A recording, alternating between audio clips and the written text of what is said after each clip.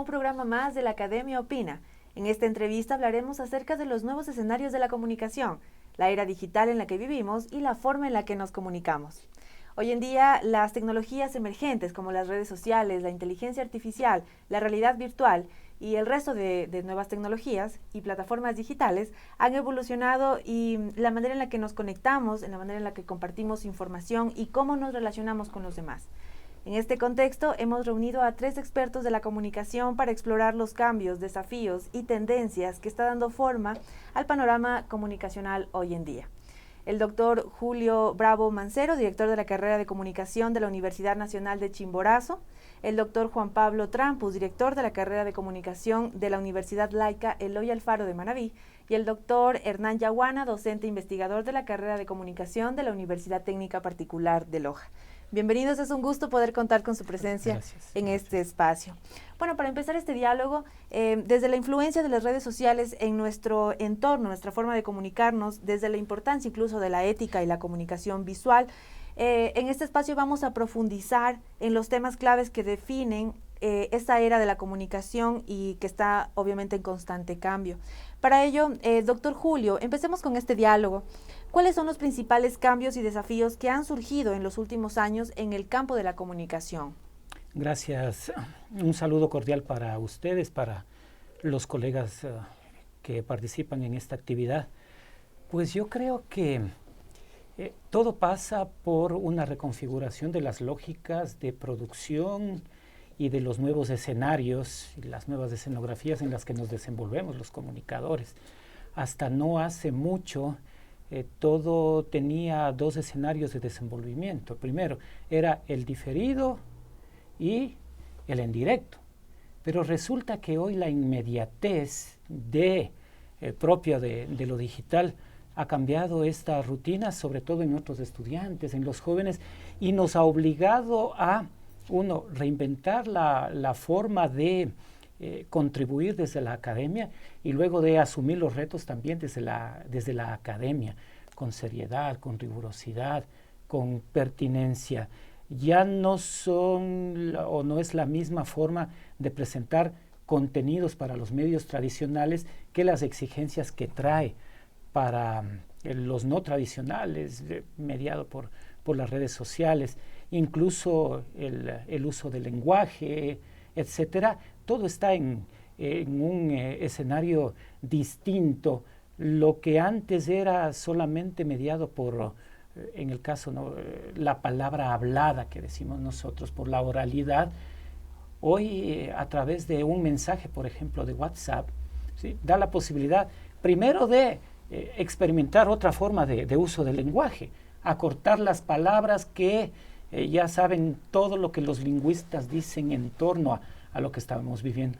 Y luego a esa mezcla de la palabra escrita con lo gráfico, ¿no?, con lo icónico, y también la utilización en gran medida de lo icónico. Nosotros decíamos antes y conversábamos con el profesor Carlos Larrea este mediodía, pues cómo enamorábamos en nuestro tiempo. Era una carta, una llamada de teléfono, una propuesta, llegaba a través de quizá una carta, etcétera.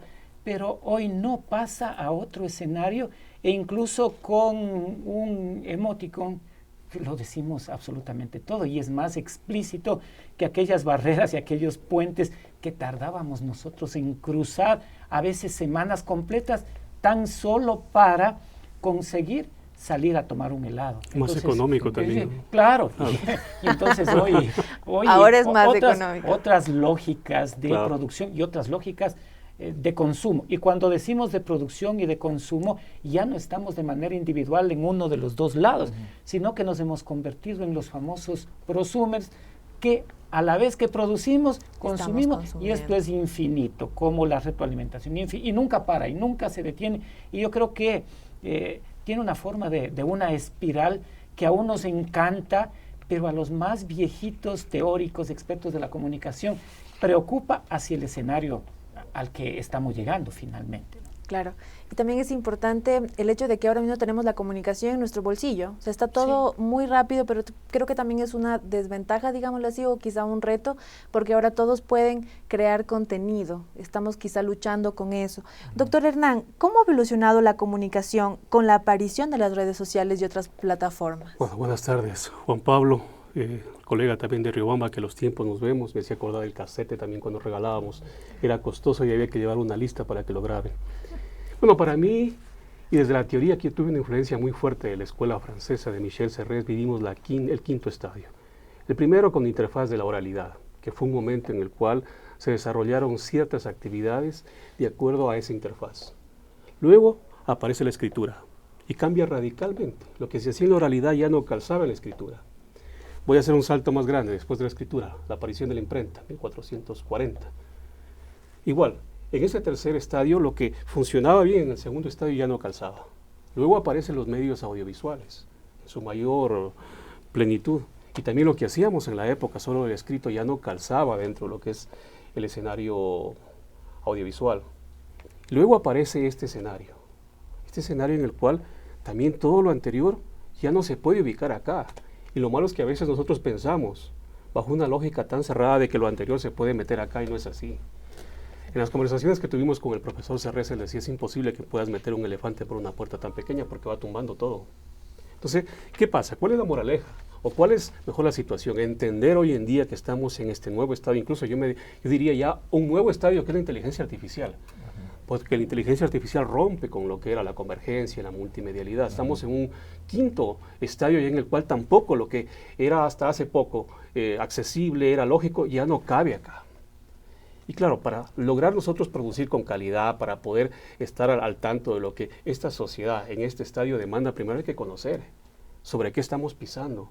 Y a veces lo malo, sucede, digo, con esta crítica que yo mismo me la hago para mí, es que a veces estamos nosotros con un pie en un estadio anterior y con el otro acá, en el limbo. O a veces estamos con los dos pies en el estadio anterior y queremos que funcionen las cosas tal cual en este nuevo estadio, cuando las lógicas son diferentes. Han cambiado. Totalmente. Por eso hay que primero entender, y no solamente en la comunicación, en la pedagogía, en la economía. Hoy hablamos de las criptomonedas, en la pedagogía ni qué decir, la revolución virtual y todo lo demás. Incluso en lo que tiene que ver con la fe. Tenemos que entender que estamos en un nuevo estadio y que todo cambia. Pero repito, si primero no comprendemos cómo es ese nuevo estadio, será muy difícil que nosotros estemos tratando de forzar que lo anterior se dé. Una muestra clara de él es las políticas de comunicación, políticas que fueron creadas hace 10, 20 años atrás, las queremos hoy en día aplicar, no calzan, es imposible. Topo varios temas importantes que lo vamos, creo que, a conversar a lo largo de esto, que es la inteligencia artificial y también la comunicación audiovisual. Pero antes de eso no quiero dejar atrás el tema de los medios de comunicación tradicionales. Justamente, doctor Juan Pablo, ¿cómo ha cambiado el papel de los medios de comunicación tradicionales ante esta aparición de las redes sociales y de las plataformas digitales? Bueno, muchas gracias por esta invitación, también gracias a los colegas con quienes estamos compartiendo este interesante diálogo. Creo que ya han dado algunos criterios muy interesantes sobre este tema y decía que no se puede pasar un elefante por una puerta como la que tenemos acá en el set. Y eso es lo que lamentablemente muchos medios tradicionales están haciendo. Les cuesta demasiado tratar de adaptarse a estas nuevas dinámicas. Los medios nativos obviamente nacen en ese escenario y de ahí que logran adecuar sus narrativas, sus prácticas, su interacción con las audiencias de una manera más acorde a esos espacios. Sin embargo, los medios tradicionales son un poco más reacios, incluso muchos de ellos todavía, sobre todo si pasamos revista un poco por algunos medios regionales, que es de donde muchos de nosotros provenimos, lo que se está haciendo simplemente es todavía un volcado de contenido que es quizás una de las partes más incipientes del periodismo digital, pero todavía se practica en la mayoría de los medios. Ahora, tampoco es una cuestión de que no se quiera hacerlo. Quizás sí hay algunas matrices culturales, profesionales que de alguna forma dificultan esta situación, pero también hay otra realidad que a veces la cuestión económica también incide en eso. Quizás los recursos dan a duras penas como para mantener el canal tradicional, como para decir tengo que contratar a un gestor de redes sociales o tengo que contratar a alguien que se dedique a crear estos contenidos. Y obviamente eso es simplemente como alargar una agonía, porque obviamente seguimos sin apostar seriamente a esos nuevos escenarios, ¿no? Y quizás si extrapolamos un poco, hablábamos hace poco de la educación, creo que a veces también eso nos ocurre un poco en la docencia, ¿no? A veces quizás esos que crecimos bajo un escenario totalmente distinto, nos cuesta adaptarnos un poco más a esta situación cuando ya nuestros estudiantes están pensando en otras cosas. Y eso es algo que a veces también se ve en la Universidad Ecuatoriana y en las carreras de comunicación. Y cuesta también lograr adaptarse con estos nuevos medios. Y justamente va ese tema de la importancia de la comunicación audiovisual. Hoy en día todo el mundo, como lo decía el doctor Julio, el test prosumidor. O sea, produce y consume y crea contenido. ¿Cómo ha cambiado o qué tan importante es ahora la comunicación visual, doctor Julio, con relación a esta nueva época o esta nueva era de la comunicación?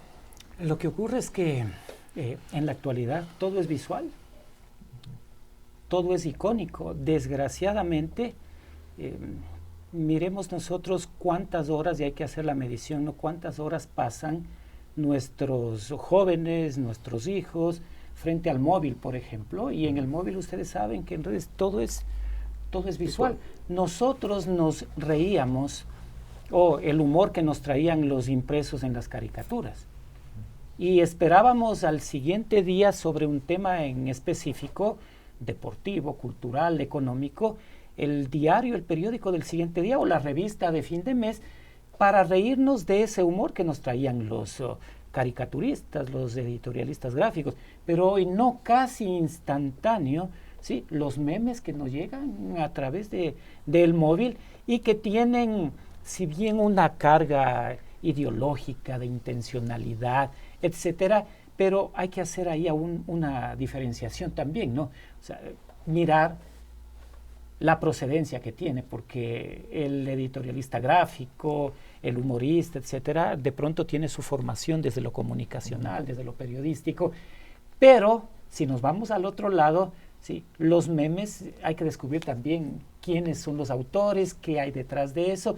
y son las nuevas narrativas de las que hablaba también nuestro colega, que nos lleva a una vorágine de sensaciones mediado por todo esto que es profundamente visual y que, como les decía, trae una intencionalidad que hay que respirar e identificarla por dónde pasan las cosas. Entonces, lo visual está mucho más vigente que nunca, y creo que así nos vamos a mantener durante mucho tiempo. Quienes crecimos, por ejemplo, con la radionovela, sabemos que hoy la radionovela prácticamente está en decadencia porque lo visual está en los libros. Sí, lo visual está ahí y ya es una buena forma de enseñar producción de radio, sí, con una radionovela, pero en la practicidad.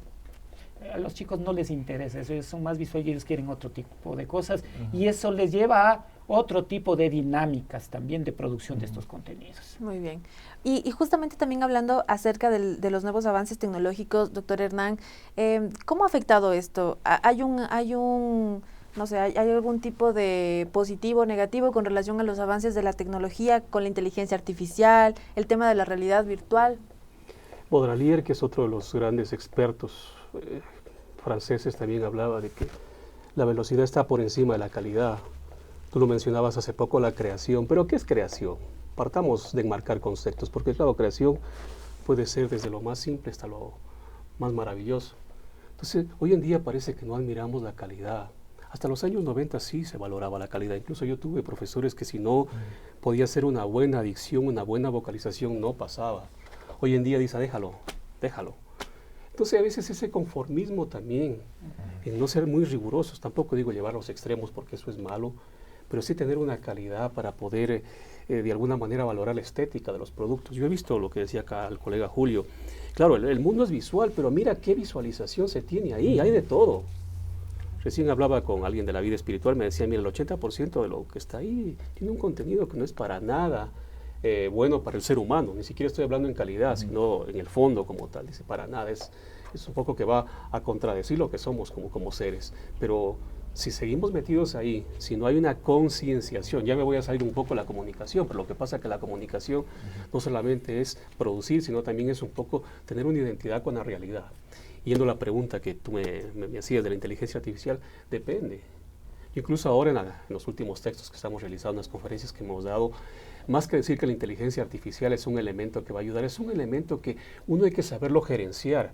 Pero el término gerenciar, ¿qué significa? De que tú primero tienes que saber del asunto para después irle guiando. Es como un asistente de lujo, pero hay que saber hacerlo. Escuchaba un término que decía por ahí alguien, la inteligencia artificial va a venir a reemplazar a los seres humanos.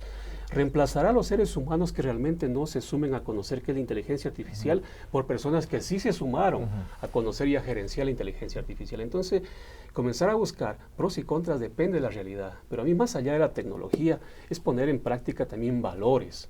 Hoy en día no tenemos valores, los hablamos. Se habla muchísimo de ética, pero de una ética de un siglo atrás, de una ética de 1800, y con profesores del siglo XX y con estudiantes del siglo XXI, con una tecnología bárbara, lo mismo que pasa en la educación. Entonces, hay muchísimas situaciones, bueno, mi formación de epistemología también me da un poco para entender esto desde la base como tal. Entonces, yo más que irme por la tecnología como tal, es mirar si la creación realmente involucra todo lo que es lo tecnológico, pero también lo humano, lo espiritual, el accionar de vida que tenemos que tener los seres humanos y que los comunicadores estamos llamados de alguna manera a ayudar a mejorarlo. Muy bien. Y no me da algo más. No, en realidad da para mucho conversar.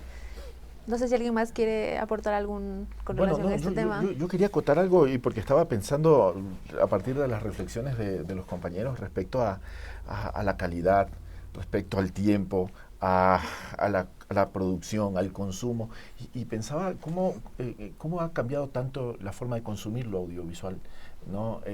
Quizás antes, cuando yo era joven o adolescente, para verme una temporada de una serie tenía que pasar algunos buenos meses esperando. Si no estaba frente al televisor a determinada hora, determinado día, me perdía el capítulo y después tenía que ir a conversar a ver qué había pasado. Pero sabíamos que habían tiempos, sabíamos que había una espera por algo. Pero ahora me parece que hay una cuestión que ya raya a veces incluso hasta en lo exagerado, quizás por no usar otros términos, de que una temporada me la tengo que consumir en un solo día.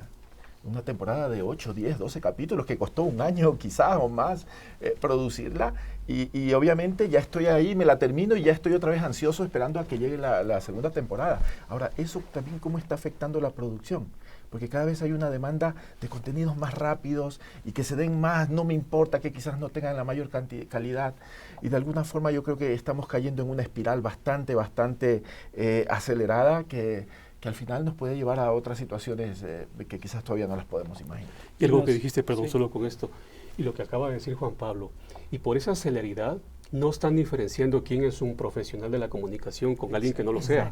Exacto. Y además en el consumo nos hemos hecho selectivos, para lo que decía Juan Pablo.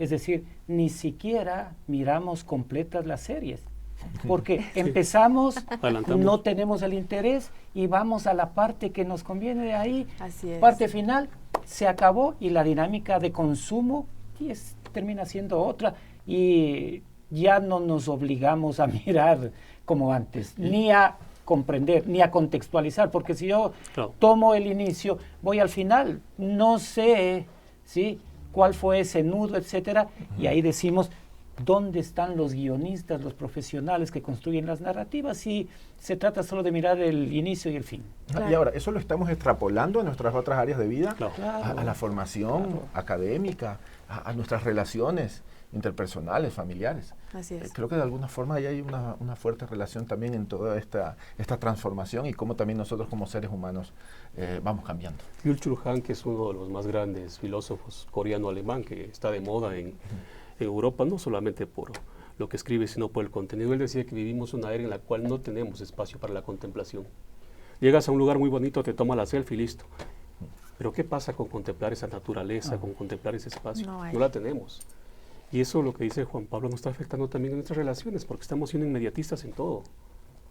Casi que ya no tenemos sentido por la vida como tal, ya no descubrimos el valor, la riqueza que debe tener la vida, y que hay tantas maneras de descubrirla. Entonces, que estamos llegando a lo máximo. ¿Lo máximo qué son? Otras sustancias que a lo mejor incluso nos sacan del espacio, pero es que no podemos desconfigurarnos tanto. Eso tiene mucho que ver con esto que es soft. No es hard, es soft, es la comunicación, pero se está llevando a que nuestro accionar de vida se convierta en eso. No contemplativos, no valorativos. y provoquemos un ejemplo. Pidámosle a alguien que se desconecte, parece que ese rato se va, no sé, se va a ir. Es como que lo desconectes, qué sé yo, no sé, alguna vitamina que le estás poniendo o que sea alguna sustancia de vida. Exacto. Es terrible. Entonces hay que analizar también esas formas y esos fondos que se tienen en la E comunicación. incluso la construcción de la felicidad. Claro, Ahora nosotros somos felices esperando lo que va a llegar, así es. pero cuando realmente lo tenemos, ya experimentamos todo lo anterior y nos da lo mismo y lleva a un conformismo, a una apatía, que cuando llegó, sí, pero qué trascendencia tuvo, y saltamos a otro y Así es. lo echamos a veces a perder todo.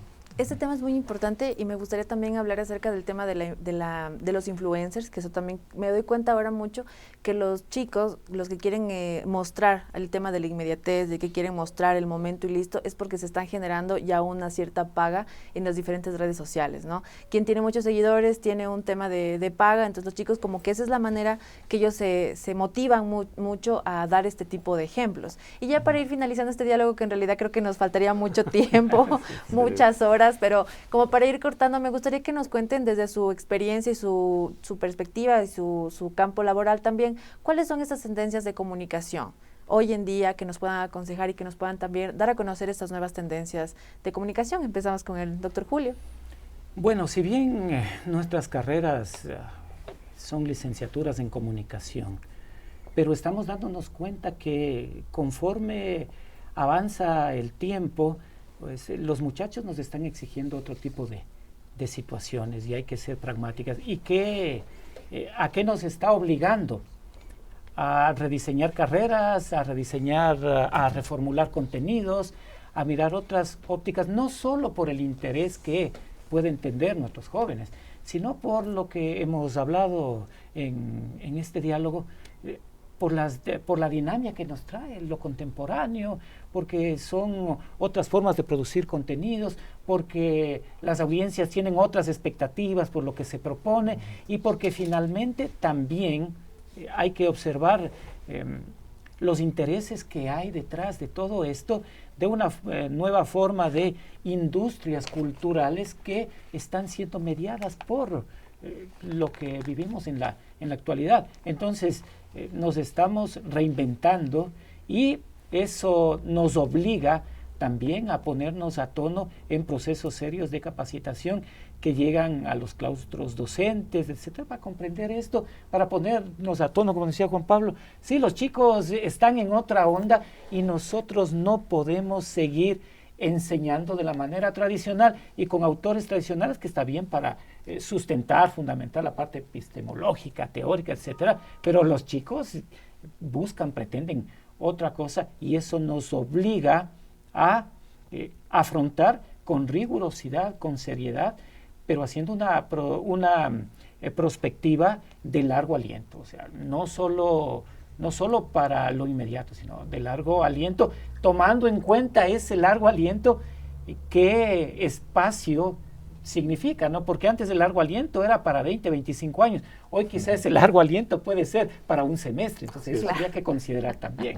Muy bien. Doctor Juan Pablo, por favor. Bueno, coincido plenamente en que las universidades tienen que adaptar sus ofertas académicas a las tendencias que van dando, pero de alguna forma también hay que evitar caer en esa constante de estar ahí al día, y ahora todo el mundo habla de esto, plum, pongamos una asignatura. O sea, de alguna forma hay que reflexionar, hacer la pausa, de lo que hablábamos hace poco, hacer la pausa y plantear ciertos cambios, pero que de alguna forma puedan sostenerse en el tiempo y que verdaderamente no vaya a ser cualquier una u otra situación que aparezca de un momento a otro, ¿no? Ahora, ya en el campo laboral, lo que puedo observar ya fuera de mi actividad universitaria es que los medios tradicionales se contraen completamente, las plantillas periodísticas son cada vez más pequeñas, más reducidas, del personal técnico, operativo, de producción, y eso de alguna forma sí enciende las alertas. Lo que he podido observar es que muchas de estas personas que han tenido que salir de estos medios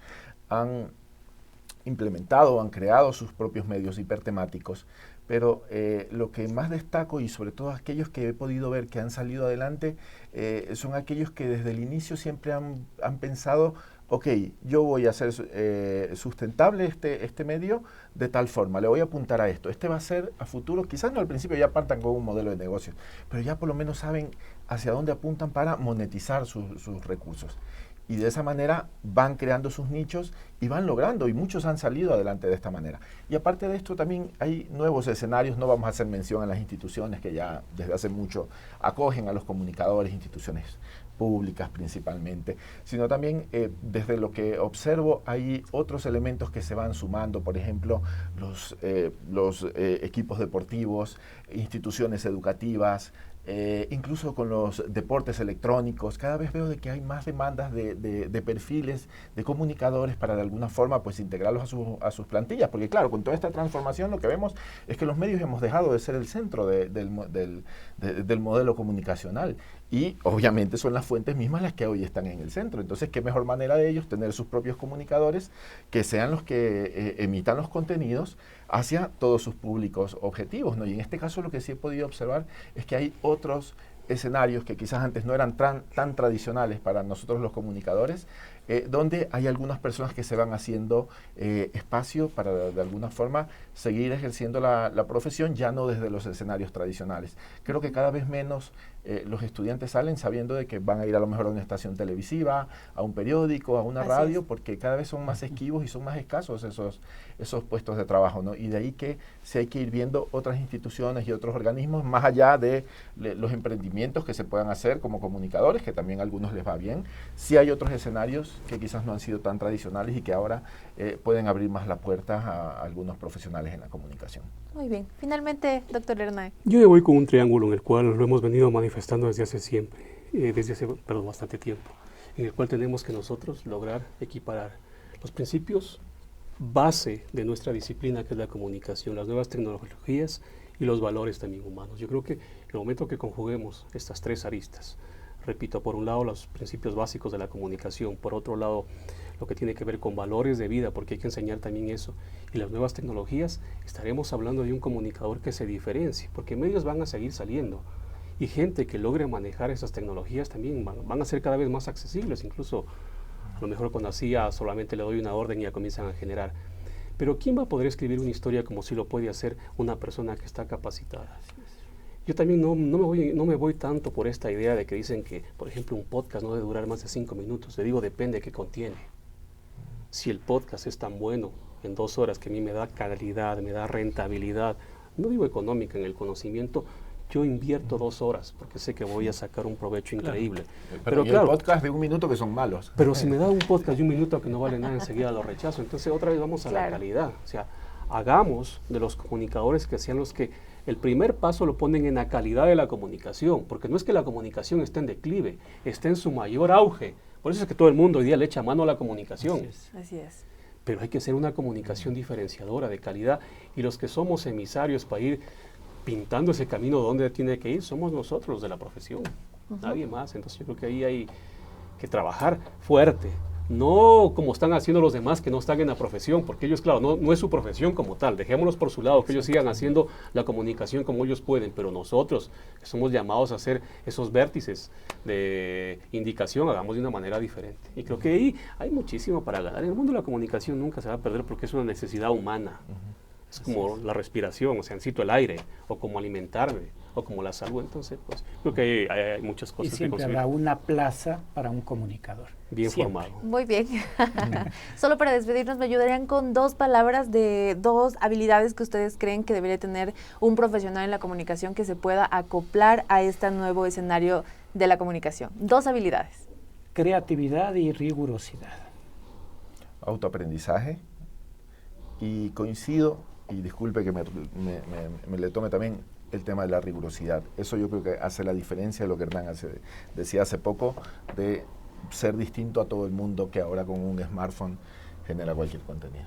Dos que sepa respirar profundamente para que analice bien y que su cerebro le dé la oportunidad de poder entender qué es valor de vida. Para mí eso es un comunicador. Muy bien, muchísimas gracias, ha sido un gusto poder contar con su presencia y así concluye nuestra entrevista sobre los nuevos escenarios de la comunicación. Pues ha sido en verdad muy grato poder compartir con su experiencia. Saludos a todos quienes nos acompañan en este programa de la Academia Opina y si tiene algún comentario o sugerencia no dude en escribirnos a nuestro correo electrónico medialab@utpl.edu.es. Hasta la próxima.